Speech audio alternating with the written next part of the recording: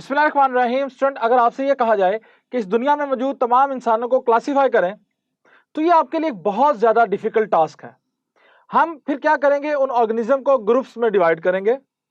Suppose continent की base पे हम कहेंगे जो अफ्रीकन लोग हैं उनमें पर्टिकुलर टाइप के फीचर्स पाए जाते हैं, ऑस्ट्रेलिया के लोगों में इस तरह के फीचर्स हैं और एशिया के लोगों में इस तरह के फीचर हैं, एक्सेट्रा।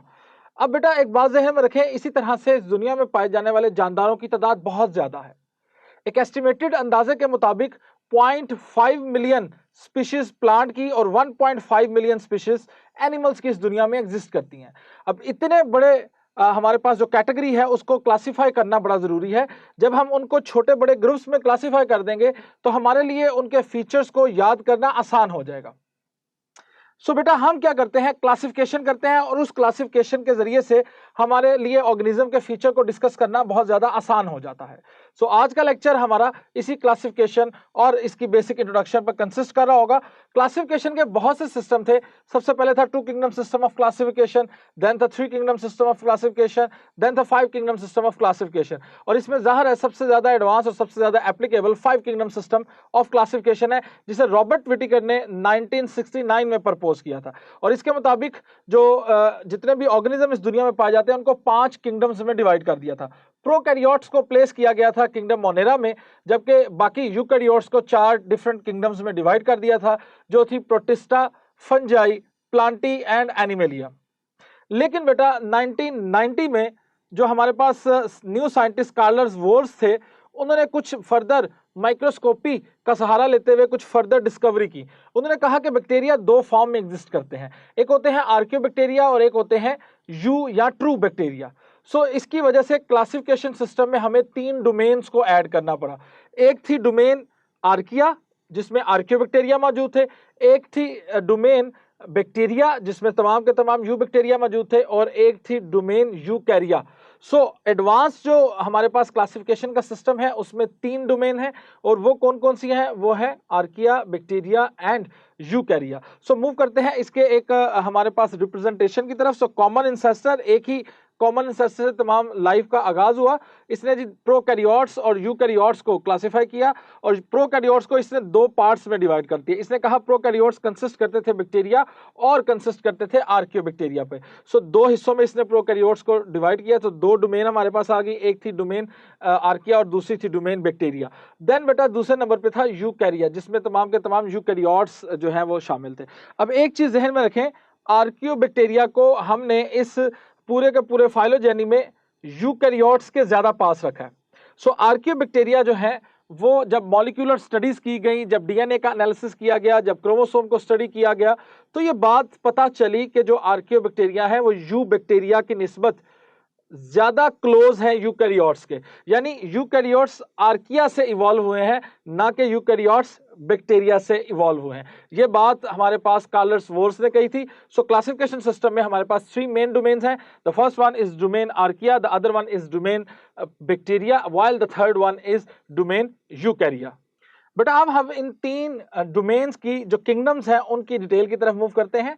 तो सबसे पहले नंबर पर है बेटा हमारे पास बैक्टीरिया, दूसरे नंबर पर है डोमेन आर्किया, और तीसरे नंबर पर डोमेन है यूकैरिया। इनकी फर्दर क्लासिफिकेशन, इनकी किंगडम्स पे बात लेके चलें तो जो आर्किया और बैक्टीरिया हैं they are included in the kingdom monera, ठीक है जी। जबकि हमारे पास जो यूकैरिया हैं इसको हमने 4 हिस्सों में डिवाइड किया, protista, fungi, Plantae and animalia.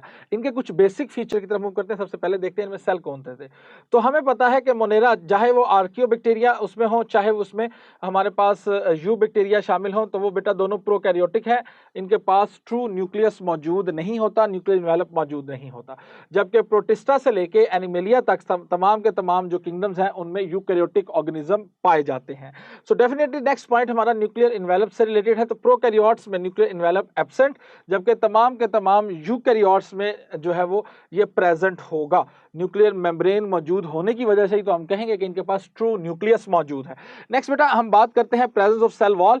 तो तमाम के तमाम जो बैक्टीरिया हैं या तमाम के तमाम जो मोनेरा से बिलोंग करते हैं, चाहे वो आर्कियोबैक्टीरिया या यू बैक्टीरिया हैं, उनके पास बेटा सेल वॉल मौजूद होगी। जबकि आप आ जाइए यूकैरिया की तरफ, तो यूकैरिया में प्रोटिस्ट जो है एनिमल लाइक प्रोटिस्ट में डेफिनेटली वो एनिमल से मिलते जुलते हैं, तो एनिमल की तरह उनकी बॉडी में सेल वॉल एब्सेंट है, जबकि प्लांट लाइक और फंजाई लाइक प्रोटिस्ट में सेल वॉल मौजूद है। तो in some cases cell wall present है और in some cases cell wall absent है। On the other hand fungi में सेल वॉल डेफिनेटली मौजूद है, प्लांट्स में सेल वॉल डेफिनेटली मौजूद है, जबकि एनिमल्स में सेल वॉल मौजूद नहीं होती है। देन बेटा हम इसी सेल वॉल की कंपोजिशन पे बात को लेके चलते हैं। तो बैक्टीरिया की सेल वॉल जो है वो पेप्टाइडोग्लाइकन नामी एक मॉलिक्यूल से मिलकर बनी होती है। आर्कियोबैक्टीरिया में जो है वो थोड़ी सी कॉम्प्लेक्स है, जिसकी डिटेल अभी हम देखेंगे। तो वेरियस केमिकल से मिलकर ये बनती है। प्रोटिस्ट में भी कंपोजिशन जो है वो वेरी करती है। प्लांट लाइक प्रोटिस्ट की सेल वॉल की कंपोजिशन जो है वो फंजाई लाइक से थोड़ी मुख्तलिफ होगी। फंजाई की सेल वॉल जो है वो काइटन से, जबकि जो प्लांट्स हैं उनकी सेल वॉल में सेलुलोज, हेमी सेलुलोज, पेक्टिन वगैरह की तरह के पॉलीसेक्राइड्स मेनली पाए जाते हैं। जबकि हमें पता है कि यूकैरियोट्स में जो एनिमेलिया है उसमें सेल वॉल एब्सेंट है। तो अगर सेल वॉल एब्सेंट है तो डेफिनेटली कंपोजिशन भी उसमें हम नहीं बता रहे होंगे। देन बेटा हम बात करेंगे इनका मोड ऑफ न्यूट्रिशन का। सो ये जो हमारे पास बैक्टीरिया हैं ये ऑटोट्रॉफिक भी हो सकते हैं, जैसे कि सियानोबैक्टीरिया, और मोस्ट ऑफ द केसेस ये डिकम्पोजर्स हैं, यानी ये हेट्रोट्रॉफिक हैं। आर्कियोबैक्टीरिया बेटा ये भी ऑटोट्रॉफिक भी हो सकते हैं, हेट्रोट्रॉफिक भी हो सकते हैं।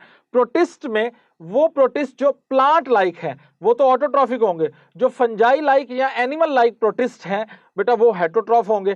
फंजाई की बात करें तो किंगडम फंजाई में बेटा इंजेस्टिव हेट्रोट्रॉफ और एब्जॉर्प्टिव हेट्रोट्रॉफ, ये दो कॉन्सेप्ट है, छोटे थे, ये ध्यान में रखें।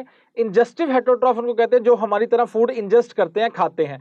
एब्जॉर्प्टिव हेट्रोट्रॉफ उनको कहते हैं जो फूड को एब्जॉर्ब करते हैं। सो फंजाई में बेटा एब्जॉर्प्टिव हेट्रोट्रॉफिक ऑर्गेनिज्म इंक्लूड होंगे। प्लांट्स जो हैं वो बेटा आपको पता है फोटो ऑटोट्रॉफ है, लाइट की मौजूदगी में फोटोसेंसिस करते हैं, जबकि एनिमल जितने भी हैं they are the ingestive heterotroph, food को वो खाते हैं, दूसरे ऑर्गेनिज्म से कैसे ऑब्टेन करते हैं, इंजेस्ट करते हैं। देन बेटा लास्ट में हम बात करते हैं मल्टी सेलुलैरिटी। तो मल्टी सेलुलैरिटी बैक्टीरिया में नहीं पाई जाएगी, चाहे वो आर्कियोबैक्टीरिया है या यूबैक्टीरिया है। ऑल्दो कुछ बैक्टीरिया कॉलोनियल फॉर्म में रहते हैं, यानी डिफरेंट जो हमारे पास सेल है वो कॉलोनी की फॉर्म में रहते हैं, लेकिन मल्टी सेलुलर वो नहीं हो सकते। प्रोटिस्ट की बात करें तो ये बेटा मल्टी सेलुलर भी हो सकते हैं, यूनिसेलुलर भी हो सकते हैं, बट ज्यादातर केस में ये यूनिसेलुलर होंगे। फंजाई हमेशा मल्टी सेलुलर, प्लांट्स और एनिमल भी हमेशा मल्टी सेलुलर होंगे। So this is about the detail of the kingdom present with in the 3 domain system.